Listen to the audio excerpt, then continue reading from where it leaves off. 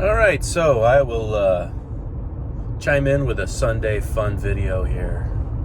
Gonna get everybody up to speed on is it the 2023 hunting season? Anyway, whatever you want to consider this year's hunting season to be, 2022, 2023. For us down in Florida, I don't want to narrow it down too much to my zone, but let's say it started in September. So far, opening day, I got a buck about 8:45 in the morning of opening day, and wasn't going to take him. I was sort of leaning towards a doe or something really special. This guy came out and he looked like like a 4-pointer, some sort of a fork tine. I watched him for a real long time, and a doe came out as well, a little bit smaller, and I noticed he was actually being aggressive towards her at the food source. And I watched him for a while, not a big deal, and still thinking that he wasn't one to cull. And then they do their little thing, and then he chases her off to the back, and then they're into the woods a little bit, much further behind the area, and she crosses back over to the food source, and then he comes around, and I couldn't see it through my scope before because it was too far away, say somewhere in the neighborhood of I don't know, say 50 or so yards through my crossbow scope, which my vision isn't as good as it used to be. And I think my crossbow scope is only like a 4X scope, so it wasn't really much help for me to be able to determine what, real fine details of a smaller rack, so to speak, But he comes in, all of a sudden he's at 20 yards, and I get a good look at him. And what is he but the lopsided rack that we had determined needed to be culled earlier in the season. We caught him on camera in another part of the property. Essentially, he had 4 points on one time and was like a single spike on the other, and his behavior was very, very aggressive. And at 20 yards, I'm thinking, all right, that's kind of a maybe shot. And then he just keeps on working himself closer, and closer. Then he gives me a broadside at 10 yards, and between him being cold and a broadside at 10 yards, whack, that's it for him. I take the shot. He doesn't really stumble. He runs off pretty good, but I saw a good impact.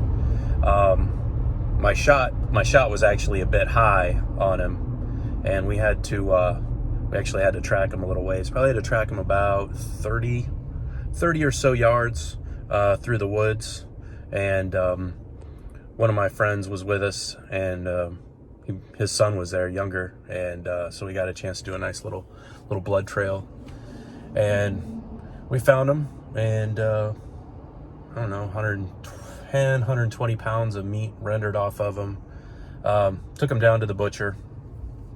I took cut off the antlers and gave him my friend's son, kind of a memory thing. It was cool. It was a cool experience. That was deer number one. Last weekend, I wasn't going to do anything because now I'm sitting good. Freezer's full. Sitting nice. Everything's good. No pressure at all. And before I go, I tell another friend, and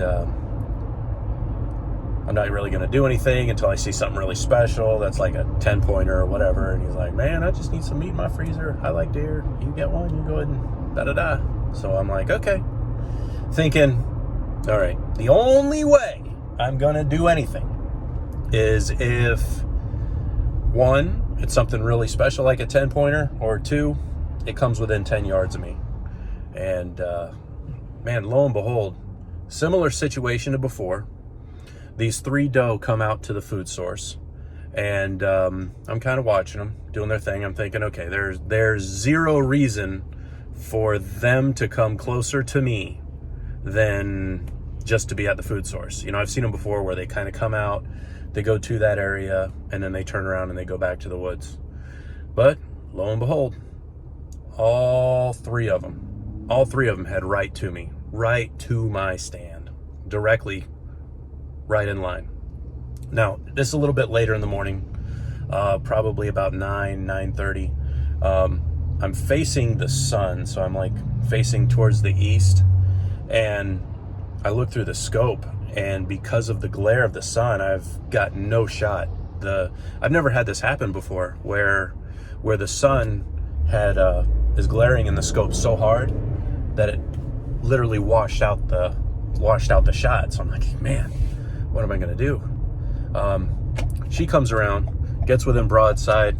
I really concentrate, see my reticle, thwack, take the shot, and she actually dies practically on her feet, goes about 10 yards, and that's the season so far, you know. Spent the next day, we tracked another one, and then serviced our food areas, and that's it. That's hunting season for so long. Saw a video from Captain Burrs today on Sunday, actually a hunting video from him. It was pretty cool. It's interesting to see the different areas and how we hunt in different areas of the country.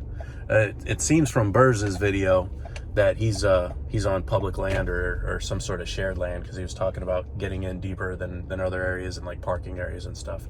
I'm fortunate enough to be able to lease, I think we're up to around 500. I don't know if it's 550 or 600 acres. I'm up to a private land that I hunt on. So that's where I'm at.